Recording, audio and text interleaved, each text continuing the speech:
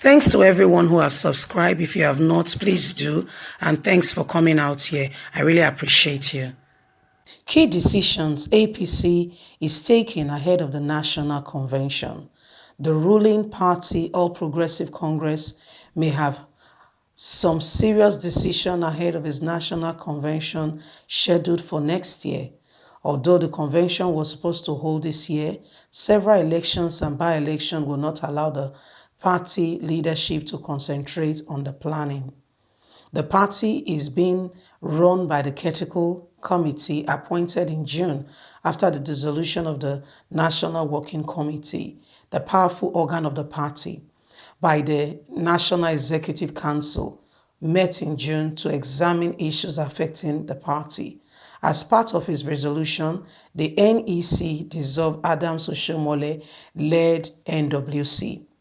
It is in its place the NEC appointed the Critical Committee to oversee the affairs of the party for a period of 6 months, which was recently renewed. Yobe State Governor Buni was asked to lead the Critical Committee to conduct the National Convention for APC.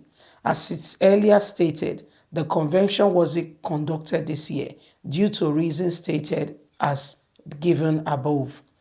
Indefinitely, it will be conducted next year because the party has dissolved the state executive and local structure of the party. Now the party has to decide which zone, north or south, will produce the next national chairman of the party. Even in terms of geopolitical zone, the APC has to reach a conclusion on which of the 6 zones will produce the national chairman of the party. The last one, Adams Oshiomhole, is from Edo State, South. He didn't complete his tenure. It ended abruptly. The leaders of the party from the region will agitate for the seats again so they can enjoy the tenure to the end.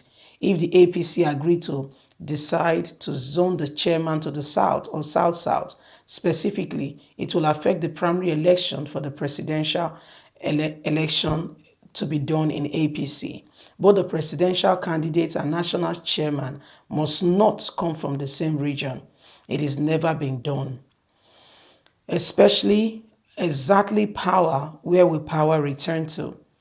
From north to south in 2023, based on the Rada Convention zoning idea, the north is expected to hand over to the south in 2023. The former Lagos State Governor, Bola Tinubu, is seen as a leader and a candidate for the APC ticket. As a southerner, the APC cannot afford its national chairman to come from the south. Whereas incumbent President Muhammadu Buhari is from Katsina State, northwest. He will be in power till 2023 unless something changes, and the APC will hold its convention next year. If the APC doesn't pick its chairman from south, it will be from the north. And that means that APC will have both president and national chairman of the party from the same zone. This is more of a dilemma for APC. Certainly, there will be disagreement, but the party will have to decide on time. The earlier they do that decision, the better for all of them. Buni can help avoid the problem by quickly consulting the party stewards and take their opinion on the matter. If presidency is going to go to the south, then the national chairman cannot go to the south, as convention planning committee will commence mid next year. So APC needs to put this together. Adams Oshiomhole was once aggravated for by some members to say he can come back as the APC chairman, but later released a statement saying he will never do it again, that chapter of his life has closed and he is looking forward to better things in politics.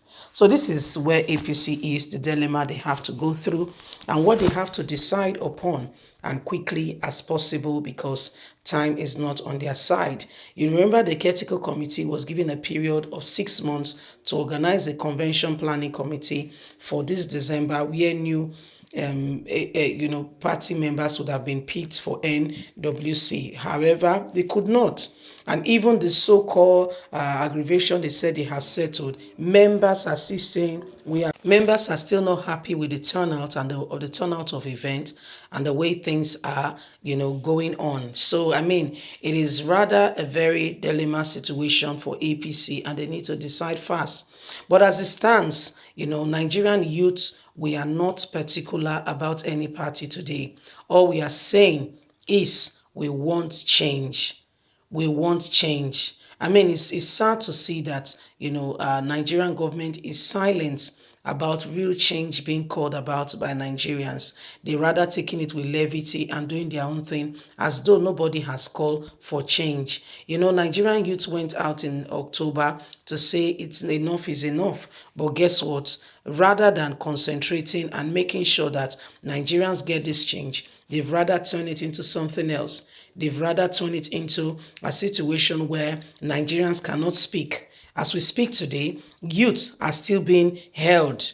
Aside youths being held, it's a known fact that the people who kidnap people, whom they know, they negotiate with for the release of those boys, they know them. Because if you don't know them, how can you negotiate with somebody you don't know?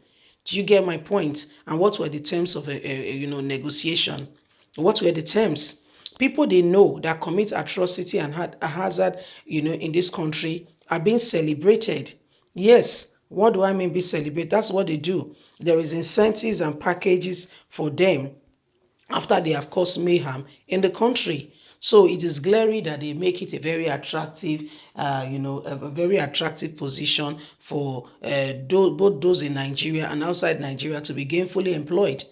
When you catch these boys, once they say they've repented, my dear, don't do anything to them. Why? Because from the very top, this thing that is going on in the country is from the very top. Have you wondered that Buhari was in Katsina State and this was happening and he cared less? He could not be moved. That should speak volume. That should let you know.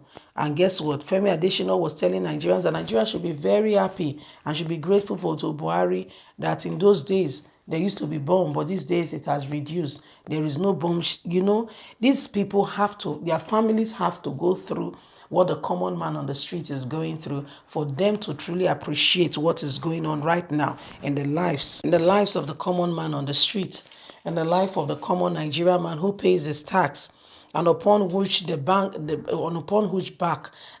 government and those who tell themselves that they are leaders, thrive. There is so much imbalance in the country, and this is unheard of. This is unacceptable. That's why we must all rise up together. But guys, leave us a comment. Let's hear your thoughts. God bless you. Have a fantastic day. Bye for now.